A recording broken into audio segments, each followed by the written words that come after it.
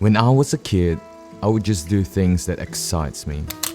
Whether it's playing football till it's dark or pretending that I was a spy in my own home. I never thought about what time it was or where the next paycheck is coming from.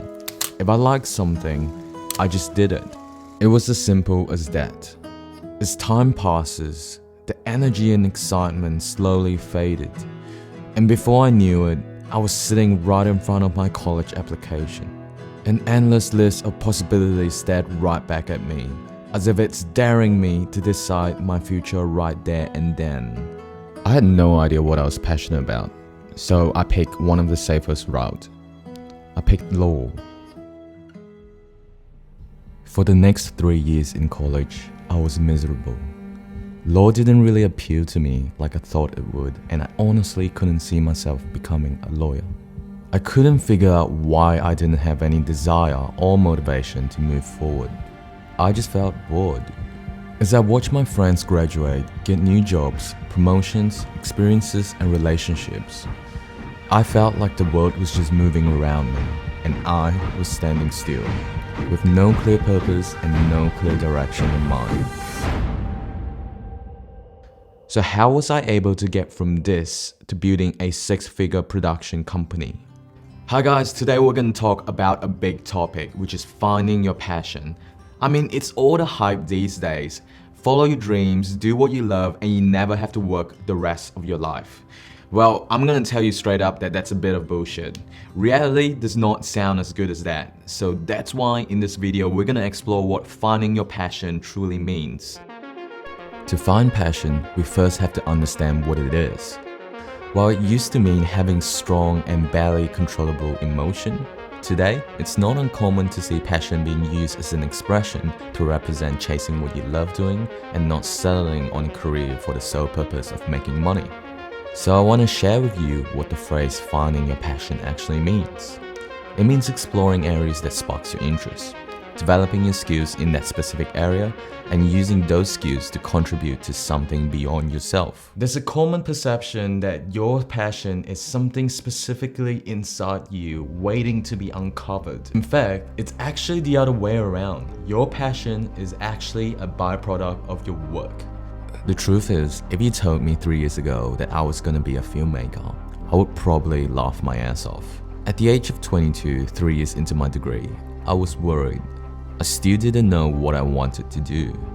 That's not for the lack of trying, but then I've traveled all around the world on my own, served as a firefighter in Singapore, taught English in Poland, went to the World Cup in Russia, and tried all sort of other things.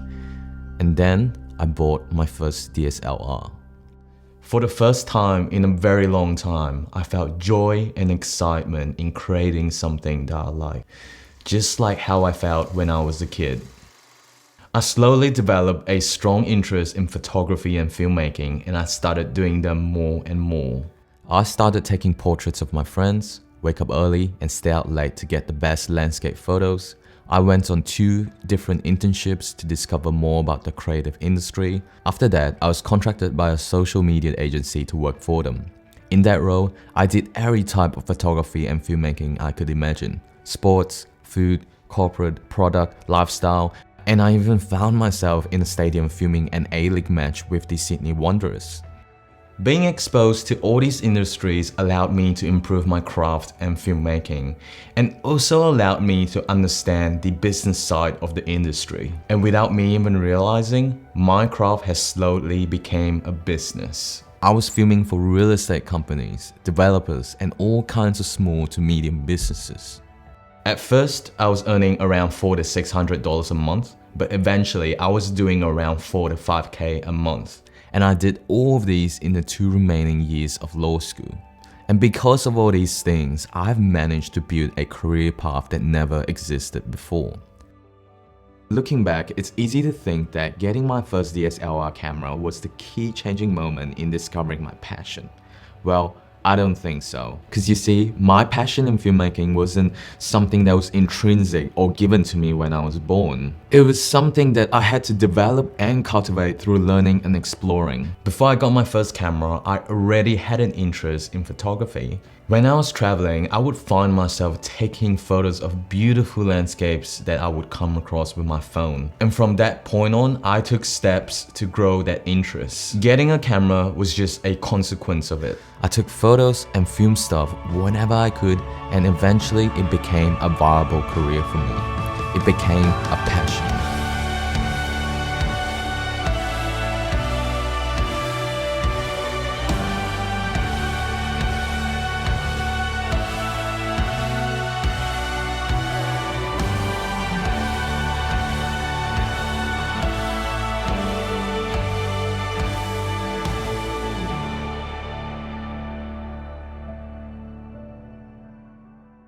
Finding my passion changed my life, and if that's something that you're interested in doing, here are some actionable steps that I could provide to you so that you can find your passion as well.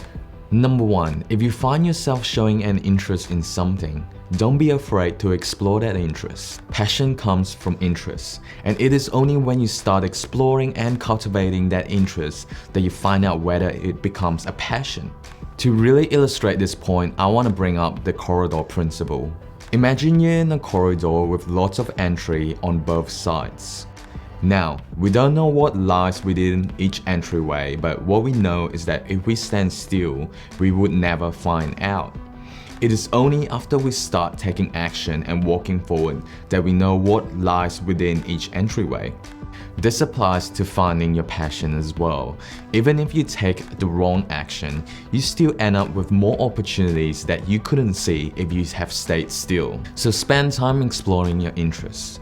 This can be the form of taking up an internship, starting a class, or taking a year off instead of starting a random bachelor degree.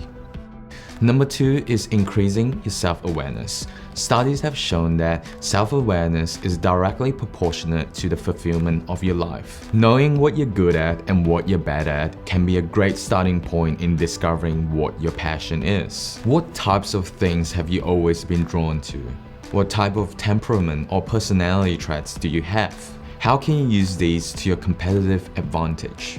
If your answers are too subjective, you can always ask your friends to give you an honest feedback on your strengths and your weaknesses. The more you start playing to your strength, the more likely it will become a passion. Lastly, be patient and kind to yourself. Finding your passion is not gonna come right away.